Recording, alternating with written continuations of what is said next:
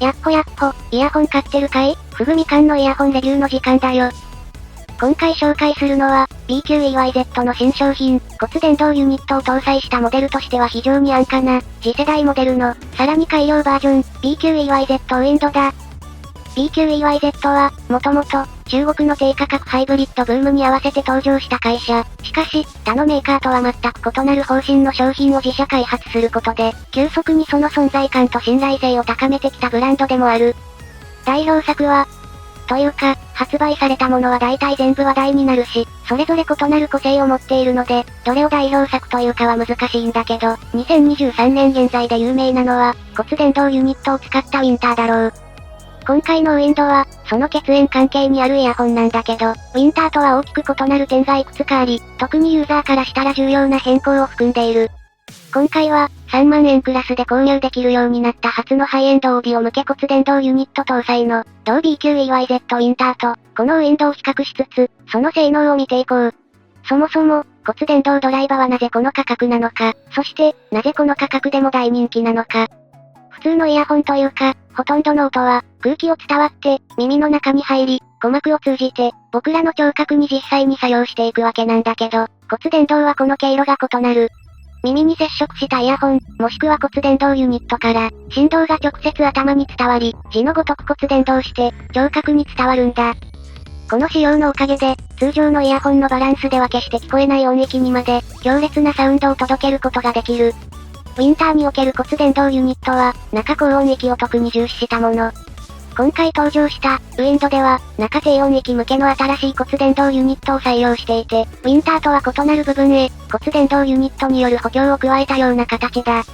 ィンターでは、この骨伝導ユニットのサウンドによって、ただ強調されているだけではない、明らかに聞こえてはいけない音の両立が成立してしまい、この価格帯のイヤホンを触っているイヤホンマニアでも、まず聞いたことのないサウンドを獲得した。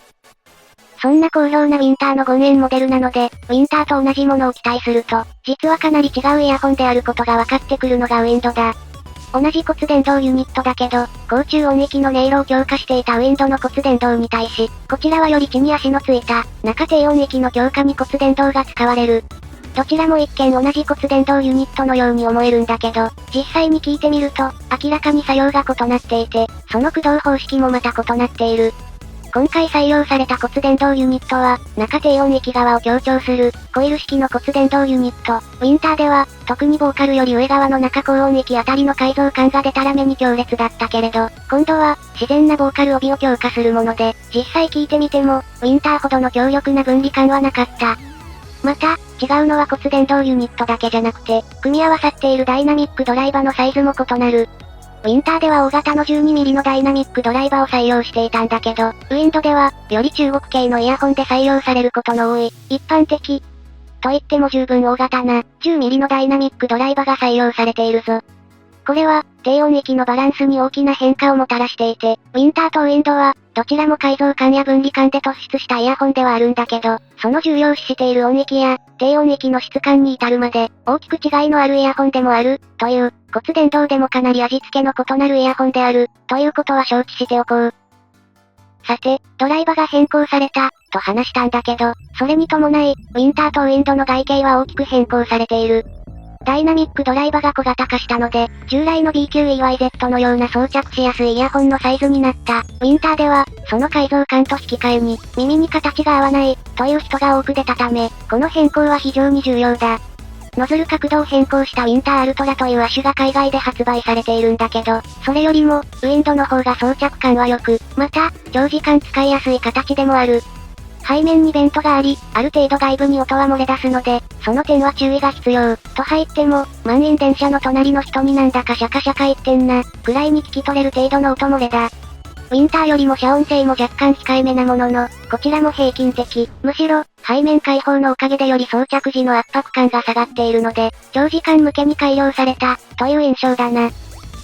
付属ケーブルも、ウィンターから変更になっている、単結晶銅銀メッキ線を採用しているため、そのままでも十分に活躍するぞ。ウィンターに比べてケーブルは太く、ボーカル帯の分離感よりも、厚みやウォーム感も表現できる、という、バランスに優れたケーブルになった。ウィンター付属のものはより高音域側の改造感を引き立てる、いわゆる音がカリカリに明瞭になるような付属ケーブルだったので、ここにも、ウィンターとウィンドの傾向の違いが出ているんじゃないかな。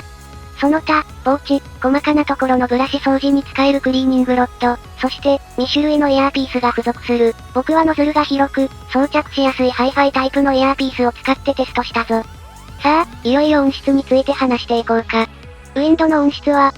骨伝導のリッチな改造感を感じられる部分は、特に中音域から中低音域、ウィンターほどバキバキに分離された、わかりやすい骨伝導のアプローチではなく、あくまで、曲の中に溶かし込むようなアプローチだ。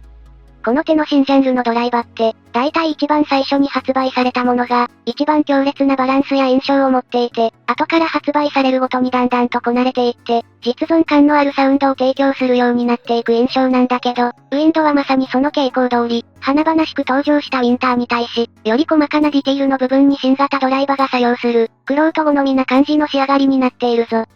ウィンターが、超強烈な高音域、超強烈な低音域、そして、なぜか同時に成立してしまうパワフルな中音域を持ったイヤホンだとすると、ウィンドの方は、現実的な高音域、低音域、中音域なんだけど、中音域あたりのディティールに、あれ？なんでこんなに細かく聞こえるんだ？という部分が集中する、という、全体的にリラックスして聞けるバランスなんだけど、細やかな部分までピントの合った中音域が存在する。という、こちらも面白いバランスになっている。一聴して印象に残る分離感など、派手な特性はウィンターしか持たず、でも、ボーカルなどの引き締まった音色は、ウィンドのみが持つ特徴だ。とはいえ、どちらも改造感はとても高く、また、めちゃくちゃ強化されまくっている、高音と低音を持つイヤホンに比べればおとなしいものの、低音域、高音域ははっきりと出ていて、全くパワー不足感はない。というか、低音域 22mm という巨大なダイナミックドライバーを採用しているウィンターは、もともと、音色を拡張する気がバリバリに伝わってくる。対して、10mm のダイナミックドライバーを採用したウィンドは、低音域とサブベースのバランスも良く、より、生楽器やライブの演奏に適応したイヤホンと言えるんじゃないかな。この価格帯のイヤホンを購入する人は、いわゆる原音的な表現力の高さが重要になると思うんだけど、今回のウィンドに関しては、新型の骨伝導ユニットがそこに神経を割いていて、ボーカルが入っている歌が好きな人、また、生演奏音源なんかにも対応力が高いな。ウィンターはとにかく高音域、分離感、低音域が強烈だったので、実は、音源に歌詞があると、そこをガンガン指摘してくるような、結構きついイヤホン、という性質もあるんだけど、ウィンドに関しては、逆にそういった音源への対応力が高いため、現実味のあるサウンドになった、という感想が出てくる。このため、バリバリの分離感を持つ、強力なイヤホンであるウィンターと、今回の、ボーカルに対して非常にピントの合った表現力を持ち、また、どのようなジャンルでもバランスを偏らせずに再生できる、ウィンドは、それぞれ、別の良さを持ちつつ、どちらも一押しの骨伝導ユニットだ。自分が聴いている楽曲や、自分が好む音の性質で、選択していくのが正しいだろう。ウィンドが優れている点は、原音の存在する、録音された音源などに対する親和性が高い点、収録環境による荒や特性をひどく攻撃しない点、装着感の良さ、長時間使用時の疲労感の少なさだ。それでいて、ボーカル周りには、しっかりと新しい表現力を感じることができるので、一見、しっかりと定番のサウンドにまとめてきていると思いきや、時折骨伝導の牙が見える、そういった仕上がりのイヤホンになっている。もうちょっと骨伝導に前に出てきてほしいならば、より強力な音色を表現できる銀メッキ線と純導線のミックスケーブルや、ナイス HCK レッドアグのような、ハキハキとした音に変化させるケーブルと組み合わせてみるのがいいだろうな。イヤーピースでも変化を感じられそうだ。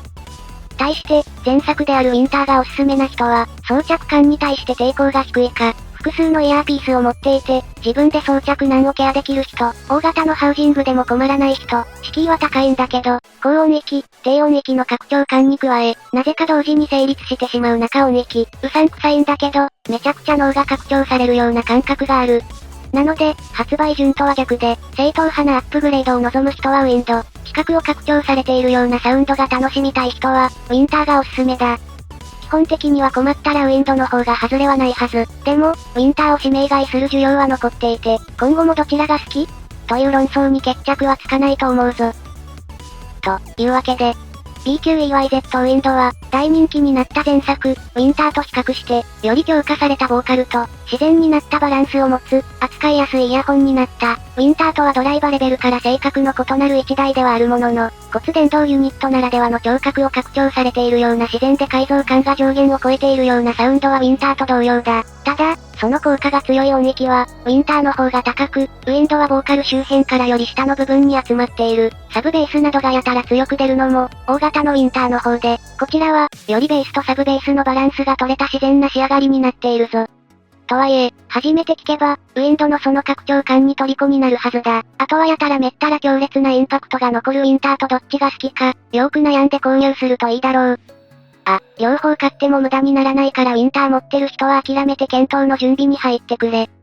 と、こんなところだな。ウィンターとウィンドは、装着感を改善しただけのモデルかと思ったら、まさか骨伝導ユニットもダイナミックドライバも全く異なるイヤホンだとは思ってなかった。君はどっちが好きそう？どっちも好き？そっか予算はしっかり把握しような。といったところで今回はここまで。最近の中華イヤホン界隈、誘惑が多すぎる。